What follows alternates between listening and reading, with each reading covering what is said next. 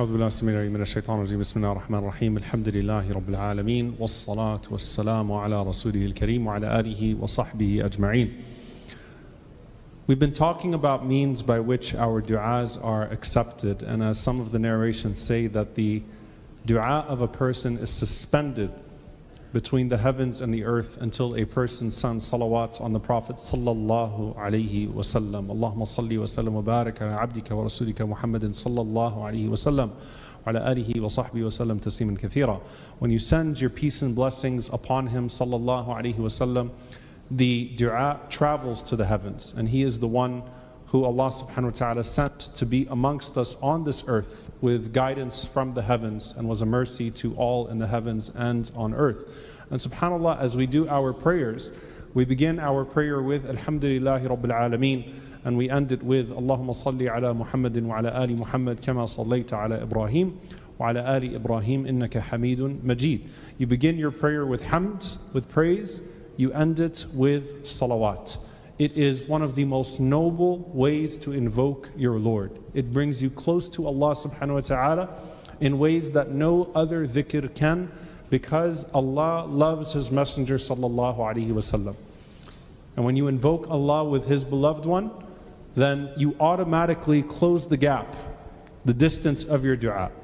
But I want to get very specific about what this means in terms of incorporating salawat into your dua. And there's a beautiful narration from Ubay ibn Ka'b radiallahu ta'ala anhu, one in which there is much discussion. Because Ubay radiallahu ta'ala anhu comes to the Prophet sallallahu alaihi wasallam, and I want to see your lips moving, sallallahu alaihi wasallam. You can't say it enough, by the way. You can't say it enough. Ubay radiallahu ta'ala anhu comes to the Prophet sallallahu alaihi wasallam, and he tells him, Ya Rasulullah, inni ukthiru salata alayk.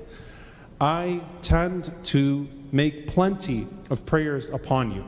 In one narration, I have a prayer in which I am making. So I have a dua that I make, and I increase in my salawat upon you. How much of my dua should I dedicate to salawat? So he asked the Prophet ﷺ, if I do 1/4 of my dua and salawat, would that be good? The Prophet ﷺ told him that that would be good, and you can increase. And he said, Ya Rasulullah, what if I make it half of my dua? And the Prophet ﷺ told him that it will be good and you can increase. And he said, Ya Rasulullah, what if I make it 2/3 of my dua? He said that that would be good and you can increase. And he said, Ya Rasulullah, what if I make the entirety of my dua salawat? And the Prophet ﷺ told him, if you do that, it will be good for you. And he said, Tukfa hammak wa yughfaru laka dhanbuk. Your concerns will all be removed and your sins will all be forgiven. This is a very interesting hadith. Multiple facets. I don't have time to go in depth into all of them, but it is a rich interpretation. Number one, the Prophet ﷺ is your noble brother. This was one of the episodes of the Angel series, and we talked about this concept. Imam Ibn Taymiyyah rahimahullah has a beautiful intervention on this hadith.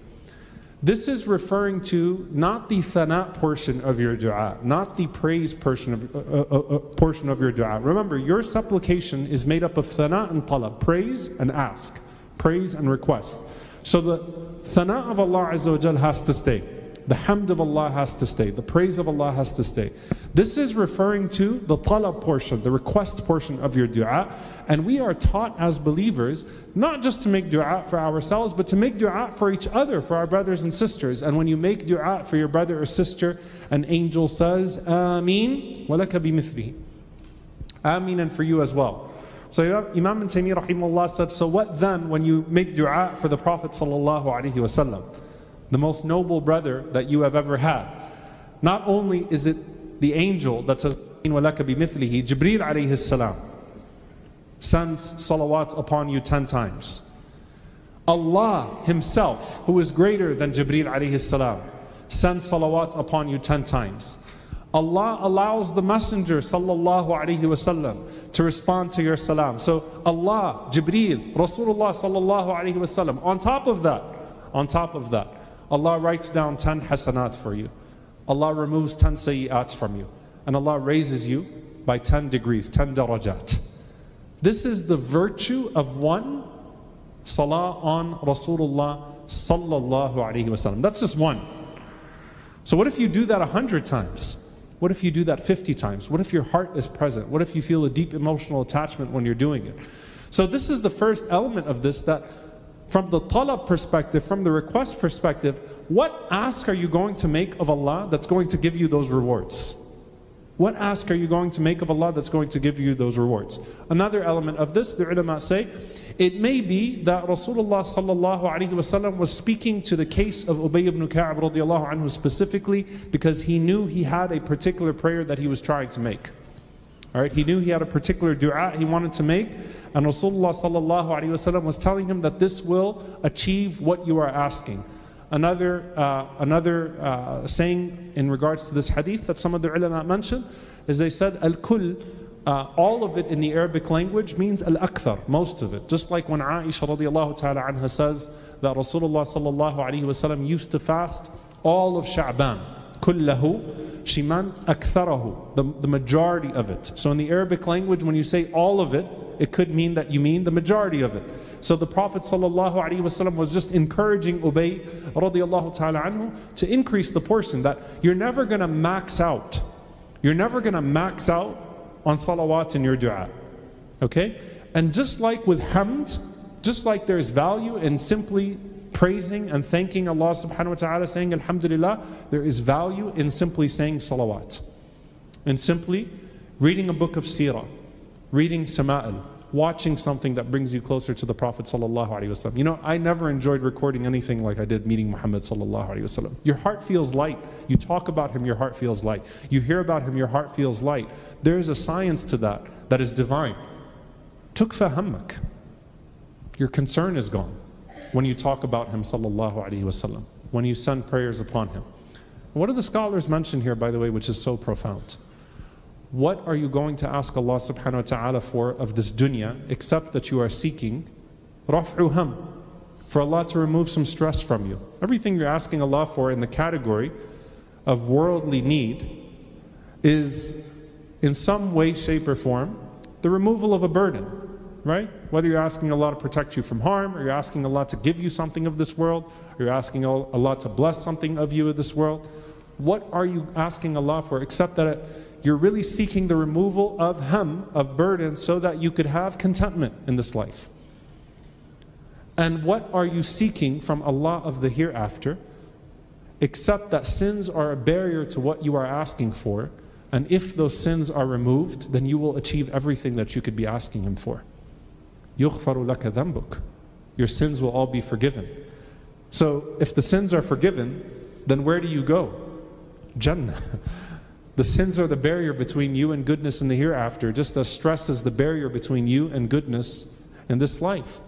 And so when Rasulullah sallallahu alaihi wasallam says, if you increase in salawat, your ham will be gone. Yukfa hammak. Your stress is gone. And your forgiveness, your sins will all be forgiven.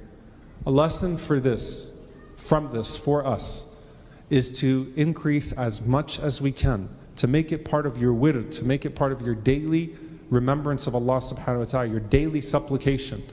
That doesn't mean don't ask Allah. That doesn't mean abandon all the other du'as, right? The Prophet sallallahu alaihi wasallam taught us many du'as. That means that when you have a request to make of Allah, increase in the salawat on Rasulullah sallallahu alaihi wasallam.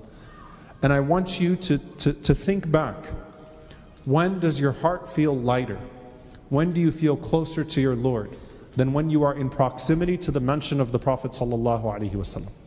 How many of you have been to Medina? Ever felt more happy and at peace than that? No. You never feel more at ease than when you're in proximity of the Prophet sallallahu alaihi wasallam and walking in the footsteps of Rasulullah sallallahu alaihi wasallam. When you read his seerah, when you listen about him, when you interact with him. At those moments when you're feeling that closeness, even with your family. You know what? Before I move on to the next chapter, before I move on to the next lesson, let me take a step back and just say, Allahumma salli ala Muhammadin wa ala ali Muhammad. Oh Allah, send your peace and blessings upon him, upon his family, upon his companions.